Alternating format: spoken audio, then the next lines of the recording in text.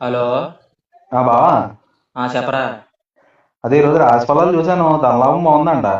అయితే ఏం లేదు, ప్యాంటు షర్ట్ వేసుకుని దేవుడు దండం పెట్టుకుని రెడీగా కూర్చున్నాను. 10,000 పంపావు అనుకో, వెళ్ళి ప్యాకెట్ దాన్ని లక్ష చేసేస్తాను. రేపు పనికి మాలినోడా, ధనలాభం అంటే ఏదైనా పనికొచ్చే పని చేస్తే ఉంటదిరా, పేకాట ఆడితే కాదురా. ఎందుకురా నన్ను ఇలా చంపుతున్నావా? ఏదో ఒకటి చేసేయ్యా. మరి ఏం చెయ్యాలి, ఇంకెన్ని చెయ్యాలి నీకు? నువ్వు పేకాట ఆడి సైన్ తాకట్టు పెట్టావు, మీ ఇంట్లో నన్ను ఇరికిస్తావు. నీ ఫ్రెండ్ ఎవడో లవర్ తీసుకుని వెళ్ళిపోతే నువ్వు నా బండి ఎత్తావు, నన్ను బతకనవేంటి నువ్వు? ఇంకెన్ని చెయ్యాలి నేను?